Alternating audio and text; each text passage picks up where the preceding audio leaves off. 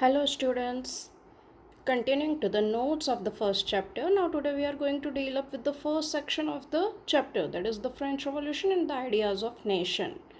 So here I started the notes with the question how practices during French revolutions adopted feeling of collective identity. मतलब कि उस time पे French revolutionaries ने जो activities की, जो प्रैक्टिसेस की, उससे कलेक्टिव आइडेंटिटी की, हम सब एक हैं की फीलिंग कैसे डेवलप हुई. तो सबसे पहले फ्रेंच रिवॉल्यूशनरीज के लिए जो मेजर चैलेंज था वो ये था कि लोगों के बीच में कलेक्टिव आइडेंटिटी की प्रैक्टिस को के सेंस को डेवलप करना. That was the major challenge revolutionaries के बीच में कि लोग ये समझे कि हम सब एक हैं. तो उस टाइम पे उन्होंने क्या क्या प्रैक्टिसेस अडॉप्ट की जिससे कि ये फीलिंग, ये सेंस कॉमन लोगों के बीच में डेवलप हो. तो फर्स्ट है idea of la patrie and la citoyen. La patrie मतलब that is father's land and la citoyen मतलब कि citizen of the country. Okay, जैसे हमारे यहाँ पर मदरलैंड का कॉन्सेप्ट है वैसे वहाँ पर फादरलैंड का कॉन्सेप्ट है. Second is new try colour French flag. उन्होंने एक नया फ्रेंच फ्लैग इंट्रोड्यूस किया जो कि एक ट्राई कलर फ्लैग था. थर्ड है states general was elected and renamed national assembly. Representatives elect किए गए, मोनार्की को हटा दिया गया और जो रिप्रेजेंटेटिव्स इलेक्ट हुए उस जो एक बॉडी फॉर्म हुई एडमिनिस्ट्रेटिव बॉडी, उसको नेशनल असेंबली का नाम दिया गया. ये सब कुछ आप लोगों ने पढ़ा है लास्ट ईयर फ्रेंच रिवॉल्यूशन में. Fourth point is new hymns composed, oaths taken and mantras commemorated. That means कि नए नए गाने, मतलब जो देशभक्ति के गाने होते हैं ना, पेट्रियाटिक सॉन्ग, उस टाइप से न्यू हाइम्स कंपोज किए गए.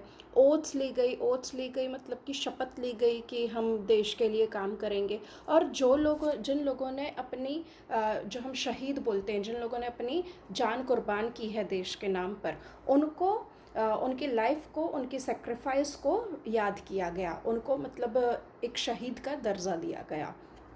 सेंट्रलाइज्ड एडमिनिस्ट्रेटिव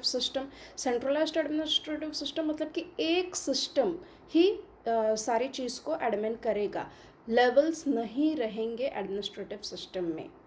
थर्ड है internal custom duties and dues were abolished. Internal custom duties पहले छोटे छोटे टेरिटरीज़ में ड्यूटीज़ लगते थे, आपको ट्रांसपोर्टेशन के लिए काफ़ी डिफ़िकल्ट होता था, ट्रेड के लिए काफ़ी डिफ़िकल्ट होता था. तो इस तरह से जो इंटरनल कस्टम ड्यूटीज़ थे वो सबको हटा दिया गया. Uniform weights and measures were adopted. जैसा हमने पढ़ा है पहले कि वहाँ पर यूरोपियन कंट्रीज़ में हर एक नेशन स्टेट का डिफरेंट वेट मेजर्स हुआ करते थे, जिससे कारण कि ट्रेडर्स और मर्चेंट्स को बहुत ज़्यादा डिफ़िकल्टी फेस करनी पड़ती थी. And last one is French became common language. Okay, French became common language and in bracket I have written Paris. मतलब क्या है कि पेरिस में जो फ्रेंच भाषा बोली जाती थी, मतलब कि जैसे हमारे यहाँ हिंदी बोली जाती है, बिहार में हिंदी अलग बोली जाती है, यूपी में अलग बोली जाती है, एमपी में अलग बोली जाती है, दिल्ली साइड में अलग बोली जाती है, थोड़ा सा वेरिएशन होता है. ओके, अगर हम बोले कि दिल्ली में जो हिंदी बोली जाती है वही कॉमन लैंग्वेज होगी पूरे इंडिया की. ओके, इस तरह से है, इस चीज़ को इस तरह से समझो कि पेरिस में जिस तरह से फ्रेंच को बोला या लिखा जाता था, spoken and written in Paris, वो फ्रेंच लैंग्वेज पूरे फ्रांस की लैंग्वेज बनी, कॉमन लैंग्वेज बनी. और बाकी के जो बोलियाँ थे, डायलेक्ट्स थे, उन सबको डिस्करेज कर दिया गया, मतलब कि हटा दिया गया, और पेरिस में जो फ्रेंच बोली जाती थी उसको प्रमोट किया गया. तो किस एम से, with what aim they have done all this thing. So aim क्या है? To liberate the people of Europe from despotism. मतलब कि लोगों को, फ्रेंच लोगों को, डिस्पोटिज्म मतलब कि राजशाही. ओके, मतलब कि ये राजा और ये मोनार्के वाला जो कॉन्सेप्ट है, उन चीज़ों से फ्रेंच लोगों को लिबरेट करना मतलब कि आज़ादी दिलाना, मतलब कि ये जो मोनार्के वाला कॉन्सेप्ट है उससे लोगों को आज़ादी दिलाना. और इसका पर्पस क्या था? To become nation. फ्रांस को एक नेशन बनाना और लोगों को राजा मोनार्के से आज़ादी दिलाना. French revolution was because of middle class. मैंने कल ही बताया था आपको अपने प्रीवियस वीडियो में कि फ्रेंच रिवॉल्यूशन मिडिल क्लास के कारण हुआ था। ये मिडिल क्लास पीपल यूरोप में जैकोबिन्स क्लब सेट करने लग गए थे, मतलब कि फ्रांस के आजू बाजू के जो नेबरिंग कंट्रीज़ है वहाँ पर ये लोग अपने जैकोबिन्स क्लब सेट करने लग गए थे। और नेपोलियन के आने के बाद में मोनार्की वापस आ गया। क्यों? क्योंकि नेशनल असेंबली जो हमने देखा है, state generals was elected and renamed national assembly, तो जो नेशनल असेंबली थी वहाँ से मोनार्की का एंड हुआ था। स्टेट जनरल्स एक रिप्रेजेंटेटिव बॉडी थी जो कि लोगों ने इलेक्ट करके लाई थी। तो नेपोलियन के आने के बाद में वापस से मोनार्की आ गया। Now see, this is very important in terms of आपके बोर्ड एग्जामिनेशन में यहाँ से क्वेश्चन ज़रूर आता है, जैसे what was civil code of 1804 या फिर नेपोलियनिक कोड। ठीक है, तो इसमें कन्फ्यूजन नहीं होना चाहिए, नेपोलियनिक कोड या फिर सिविल कोड ऑफ 1804 सेम है। सो नेपोलियन जो था उसने फ्रांस में रूल किया फ्रॉम 1799 टू 1815। ठीक है, आपको मालूम होगा कि नेपोलियन पहले मिलिट्री में था और फिर वहाँ से उसने अपने आप को मोनार्की मीन्स किंग डिक्लेयर किया। सो नेपोलियनिक कोड क्या है? First of all he did away all privileges based on birth. जो पहले से बर्थ के मतलब कि राजा का बेटा, जो मतलब अगर रॉयल फैमिली में अगर आपने बर्थ लिया है तो आपको सारे प्रिविलेजेस मिलेंगे। ये इस टाइप के जो प्रिविलेजेस बाय बर्थ थे उसको उन्होंने नेपोलियन ने अबॉलिश किया। Second was equality before law. Equality before law that means कि लॉ के सामने सब कोई सेम है। अगर क्राइम राजा ने किया है तो उसको भी वही पनिशमेंट मिलना चाहिए जो पनिशमेंट एक कॉमन पर्सन को मिलता है। तो नेपोलियन ने आने के बाद में इक्वालिटी बिफोर लॉ, ये एक सिविल कोड का पॉइंट है। And third one is right to property. मतलब पहले हम लोगों ने देखा है कि फ्यूडल सिस्टम होता था, तो उसमें जो पीजेंट्स होते थे उनके पास में प्रॉपर्टी नहीं होती थी, उनको सर्वडम करना पड़ता था, स्लेवरी करना पड़ता था, मतलब कि फ्यूडल लॉर्ड्स के अंडर वर्क करना पड़ता था। तो इस चीज़ को नेपोलियन ने अबॉलिश किया। अब नेपोलियन के सिविल कोड के कुछ सक्सेस पॉइंट्स भी हैं और कुछ फेलुअर पॉइंट्स भी हैं। तो अगर सिविल कोड आता है तो उसमें ये सिर्फ ये 3 पॉइंट्स आते हैं ना। यहाँ पर जो है ये 9 points, this are the success of Napoleon. और फिर उसके फेलुअर्स भी हैं, फेलुअर्स ऑफ नेपोलियन और क्रिटिक्स ऑफ नेपोलियन, उसके 5 पॉइंट्स हैं। सो पहले हम देखेंगे what are the success of Napoleon. So first one is simplified administrative system. Napoleon ने एडमिनिस्ट्रेटिव सिस्टम को काफ़ी सिंप्लीफाई किया। Second, abolish feudal system. Feudal system जो हमने देखा है कि फ्यूडल लॉर्ड्स होते हैं और उनके अंडर पे पीजेंट्स जो हैं वो सर्वडम करते हैं, तो उस सिस्टम को उन्होंने एबॉलिश किया। फ्रीड पीजेंट्स एंड सर्वडम, जो गुलाम वाला कॉन्सेप्ट था कि फ्यूडल लॉर्ड्स के अंदर में पीजेंट्स वर्क करेंगे और सारा का सारा आउटपुट फ्यूडल लॉर्ड्स लेकर के चले जाते थे, तो इस चीज़ को उन्होंने अबॉलिश किया। And guild restrictions were removed. Guild restrictions means पहले मोनार्की के टाइम पे लोगों की भीड़ इकट्ठा नहीं हो सकती थी to discuss any common cause. कोई एक कॉज को डिस्कस करने के लिए लोग इकट्ठे नहीं हो सकते थे, तो उस चीज़ को भी नेपोलियन ने रिमूव किया। Transportation and communication system were improved, इन पर उन्होंने वर्क किया। यूनिफॉर्म लॉज लेकर के आए, जैसे कि हम लोगों ने नेपोलियन कोड में सेकंड पॉइंट देखा, इक्वालिटी बिफोर लॉ, है ना, तो यूनिफॉर्म लॉज लेकर के आए। स्टैंडर्डाइज वेट्स एंड मेजरमेंट, वहाँ पर पहले यूरोपियन कंट्रीज़ में डिफरेंट एरियाज़ में डिफरेंट वेट्स एंड मेजरमेंट्स होते थे, जिसके कारण कि ट्रेडर्स को बहुत ज़्यादा प्रॉब्लम होती थी, तो एक स्टैंडर्डाइज सिस्टम सेटअप किया गया। Then common national currency, currency का भी बहुत ज़्यादा प्रॉब्लम था, डिफरेंट एरियाज़ में डिफरेंट करेंसीज होती थी, तो कॉमन नेशनल करेंसी भी सेटअप की गई। Peasants, artisans, workers and new businessmen enjoyed new freedom. इन सब चीज़ों से फ़ायदा किसको हुआ? सर्वडम अगर अबॉलिश होता है तो डेफिनेटली पीजेंट्स को फ़ायदा होता है, आर्टिशंस को फ़ायदा होता है, वर्कर्स को होता है। And trade and communication system improve हो जाता है, standardize weights and measurements and common currency introduce हो जाती है, तो डेफिनेटली ये बिजनेस क्लास लोगों को ज़्यादा फ़ायदा करता है। तो इस तरह से जो कॉमन लोग थे उनको बहुत ज़्यादा फ़ायदा हुआ नेपोलियन के आने के बाद में। तो ये सारे हो गए नेपोलियन के success points. Now we have to see the failure of Napoleon. Napoleon ने क्या गलत मदद किया.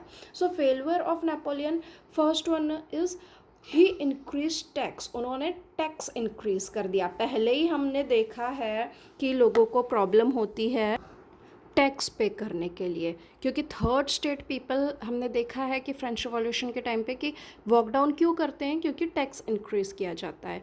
तो अभी अगर नेपोलियन आकर के वापस से टैक्स बढ़ाएगा तो लोग खुश होंगे कि नाराज़ होंगे? डेफिनेटली नाराज़ होंगे. इम्पोज्ड सेंसरशिप, उसने सेंसरशिप भी इम्पोज की. Then forced enrollment in French army. Napoleon का एक एम था to conquer the whole Europe. पूरे यूरोप में अपना राजस्व स्थापित करना चाहते थे. तो उस चीज़ के लिए वो अपने मिलिट्री एक्सपांड कर रहे थे. इस तरह से फ्रेंच आर्मी में फोर्स्ड एनरोलमेंट, मतलब कि ज़बरदस्ती हर फैमिली से किसी एक मेंबर को आर्मी में रहना ही है. इस तरह से फ्रेंच रिक्रूटमेंट हो रहे थे आर्मी में, इसलिए फोर्स्ड रिक्रूटमेंट हो रहे थे आर्मी में. इस कारण से लोग नाराज़ थे. Did not go hand in hand with political freedom. अच्छा, ये क्या है? अब did not go hand in hand with political freedom. Napoleon ने जो एरियाज कॉन्कर किए थे या फिर जहाँ पर उसका एडमिनिस्ट्रेटिव सिस्टम था, वहाँ पे जो लोग थे जो पॉलिटिकल एम्बिशन रखते थे, उनकी इंटेंशन और नेपोलियन की इंटेंशन दोनों भी सेम नहीं थी. उनको लगता था कि नेपोलियन के आने के बाद में उनकी पॉलिटिकल फ्रीडम डैमेज हुई है, डिस्ट्रॉय हुई है या फिर नहीं एग्जिस्ट कर रही है, इसलिए वो लोग भी नेपोलियन से सेटिस्फाई नहीं थे. And last one is he destroyed democracy. As we know कि नेशनल असेंबली आने के बाद में मोनार्की का कॉन्सेप्ट रिमूव हुआ था और रिप्रेजेंटेटिव्स इलेक्ट हुए थे. बट नेपोलियन आने के बाद में रिप्रेजेंटेटिव्स एलिमिनेट हो गए और डेमोक्रेसी को उसने डिस्ट्रॉय कर दिया. Now see the impact of Napoleon. Napoleon जब आजू बाजू की टेरिटरीज़ को कॉन्कर कर रहा था, अपनी मिलिट्री आगे बढ़ा रहा था, तो जो नेबरिंग एरियाज़ थे उन लोगों ने पहले initially they welcomed as harbingers of liberty. पहले उनको लगा, क्योंकि हमने नेपोलियनिक कोड में देखा जो सक्सेस ऑफ नेपोलियन, उसमें बहुत सारे पॉइंट्स बहुत अच्छे हैं, तो उनको लगा कि हमारा भी एरिया जो हमारा मोनार्की है वो एबॉलिश हो जाना चाहिए और नेपोलियन हमारा राजा होना चाहिए. इस तरह के लोग सोच रहे थे. आप अपने बुक में इमेज भी देख सकते हैं, आपको पेज नंबर 7 में टॉप फिगर 4 दिखेगा एंड उसमें दिया गया है. ओके, तो इस तरह से लोगों की एक विश थी कि जो नेपोलियन की आर्मी है वो हमारे एरिया को भी कॉन्कर कर दे, हमारा राजा वहाँ से हार जाए और नेपोलियन हमारा राजा बन जाए. तो इस तरह से शुरुआत में लोगों ने नेपोलियनिक आर्मी को वेलकम किया. लेकिन बाद में जब नेगेटिव्स ऑफ नेपोलियन सामने आए, जो हमने अभी पढ़ा फेलियर ऑफ नेपोलियन, जब ये चीज़ें सामने आई तब लोगों को ऐसे लगा कि नहीं, हमारी पॉलिटिकल फ्रीडम लॉस्ट हो जाएगी और बहुत अच्छा नहीं है, जो हमको पहले दिख रहा था वैसी सिचुएशन नहीं है. इसके साथ में नेपोलियन के साथ में भी बहुत सारी प्रॉब्लम्स एसोसिएटेड हैं.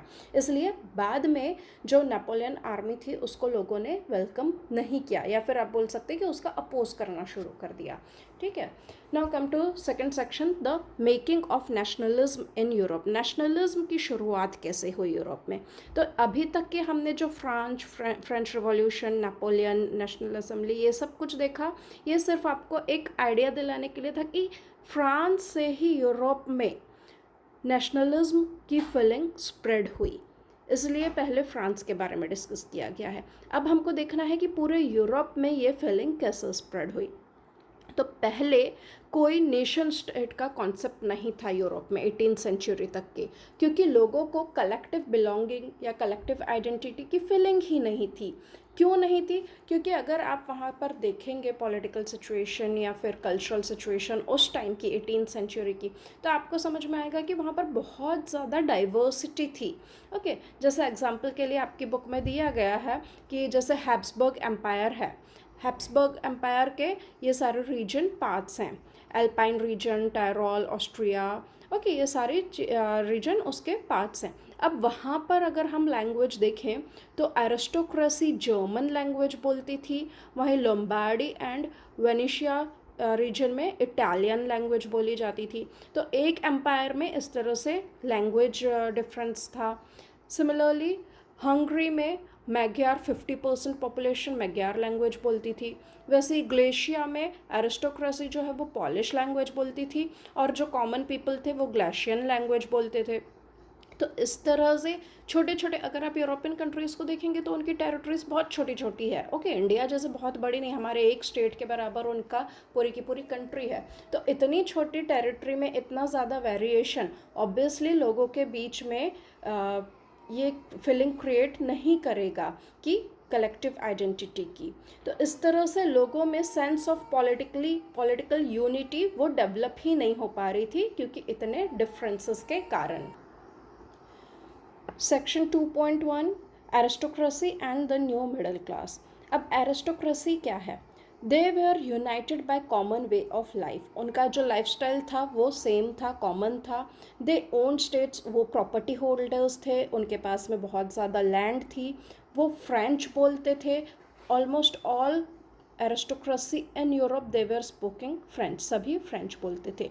Connected by ties of marriage, और इन सब के मैरिज रिलेशंस भी होते थे। जो एरिस्टोक्रेसी ऑफ यूरोप थी, जैसे एक स्टेट का प्रिंस है उसकी मैरिज हो जाएगी दूसरे स्टेट ऑफ प्रिंसेस से, तो इस तरह से वो टाइज ऑफ मैरिज से भी बॉन्डेड थे।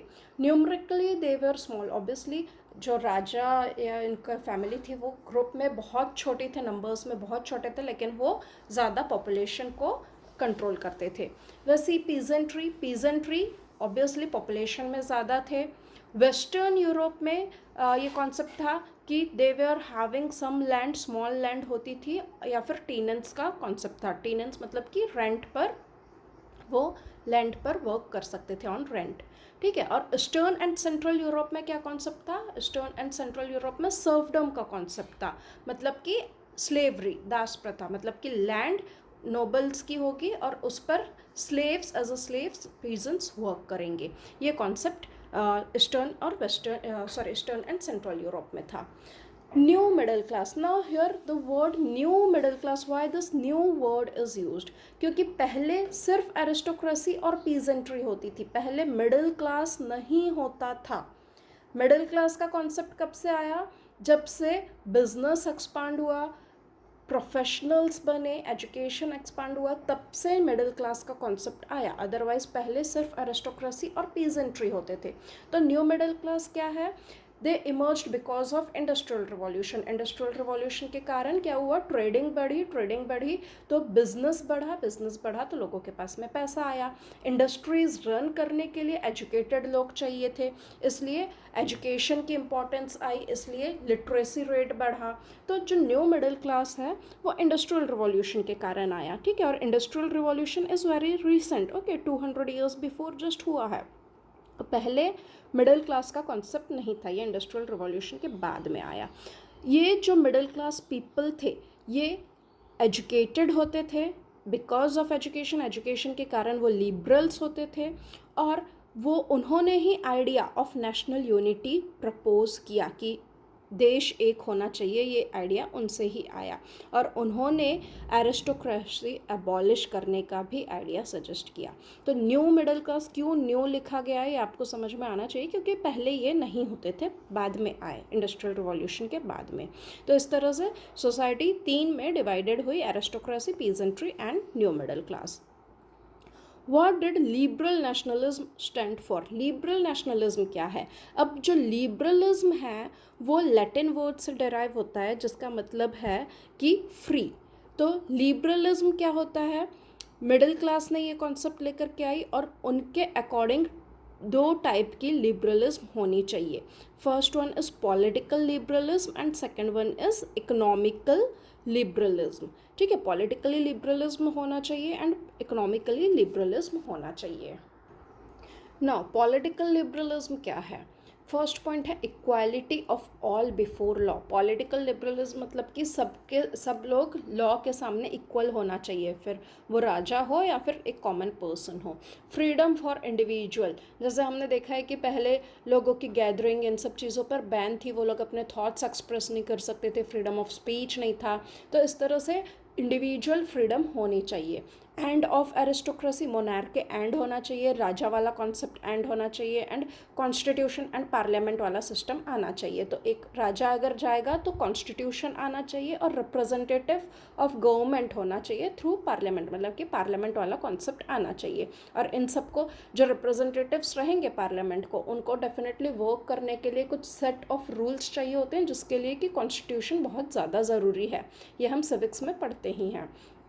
और लास्ट पॉइंट है इनवायबिलिटी ऑफ प्राइवेट प्रॉपर्टी, मतलब कि जो प्राइवेट प्रॉपर्टी को पहले डिस्ट्रॉय कर दिया जाता था, मतलब कैप्चर कर लिया जाता था नोबल्स के द्वारा, वो चीज़ नहीं होनी चाहिए। जिसकी प्रॉपर्टी है वो उसके हैंड्स में सेफ रहे। ये एक उनका पॉलिटिकल लिबरलिज्म में पॉइंट था। लेकिन इसके साथ में प्रॉब्लम्स भी एसोसिएटेड थे। अब क्या प्रॉब्लम्स थे? उन्होंने ये सब इंडिविजुअल फ्रीडम और ये सब तो बात कही, लेकिन उन्होंने नो यूनिवर्सल सफरेज की भी बात कही कि अभी भी जो वोट करने का हक है वो सिर्फ रिच लोगों के पास ही रहेगा, सिर्फ मेल के पास रहेगा। Female and poor does not have right to vote, उनको वो फ्रीडम, पॉलिटिकल फ्रीडम नहीं दी गई। तो ये एक नेगेटिव पॉइंट है लिबरल नेशनलिज्म का, ठीक है। उसमें जो पॉलिटिकल लिबरलिज्म है उसमें अभी तक की यूनिवर्सल सफरेज की बात नहीं की गई है। Now come to the economical liberalism. Economical क्या क्या फ्रीडम की वो लोग बात कर रहे थे? तो पहली बात है freedom of market, market free कर देने चाहिए कि एक टेरिटरी के लोग दूसरी टेरिटरी में जाकर के अपने सामान सेल कर सकें। Abolish state imposed restrictions on movement of goods and capital। तो पहले जो रिस्ट्रिक्शंस था, जो ट्रेड बैरियर्स थे, जिससे कि movement of goods and capital, capital मतलब हमने देखा है कि पहले बहुत सारी करेंसीज हुआ करती थी, तो इतनी करेंसी के साथ में डील करना बहुत मुश्किल होता था ट्रेडर्स को, इसलिए एक कॉमन करेंसी होनी चाहिए। तो इस तरह से जो रिस्ट्रिक्शंस हैं ऑन गुड्स एंड कैपिटल्स वो रिमूव होना चाहिए।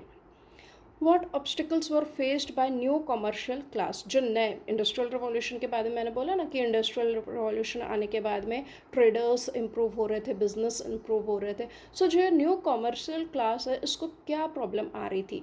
सबसे बड़ी प्रॉब्लम थी नंबर ऑफ करेंसी के कारण, क्योंकि बहुत सब अलग अलग टेरिटरी में अलग अलग करेंसीज थी, तो उनको सारी करेंसी कैरी करनी पड़ती थी। दूसरी बात जो हमने नेपोलियनिक कोड में देखी थी कि different weights and measures, example earlier I have written here. Okay, ये सारी चीज़ें 1 मार्क के लिए इंपॉर्टेंट है। जैसे आपके बोर्ड में 1 मार्क क्वेश्चन आ सकता है कि पहले जो, अब एली क्या है? That is a unit of measurement at that time. अभी ये नहीं आता, लेकिन उस टाइम पे यूज़ किया जाता था। तो ये 1 मार्क क्वेश्चन के लिए इंपॉर्टेंट होते हैं ऐसे क्वेश्चंस। तो डिफरेंट वेट्स एंड मेजरमेंट्स थे, जैसे कि उस टाइम पे एक मेजरमेंट यूनिट था एली, जो कि एक टेरिटरी में कुछ समथिंग अलग मेजर करता था और दूसरी टेरिटरी में उसका मेजरमेंट कुछ डिफरेंट होता था। तो इस तरह से सेम पीस ऑफ क्लॉथ एक टेरिटरी में कुछ और रहेगा और दूसरी टेरिटरी में कुछ और रहेगा, तो ऑब्वियसली ट्रेडर का इसमें बहुत ज़्यादा लॉस होता था। Custom barriers, tax and duties, ये भी अबॉलिश करने की बात की गई या फिर मिनिमाइज़ करने की बात की गई। तो इन सब चीज़ों के लिए, ये जो प्रॉब्लम्स हैं, इन सब चीज़ों के लिए सॉल्यूशन क्या रहा?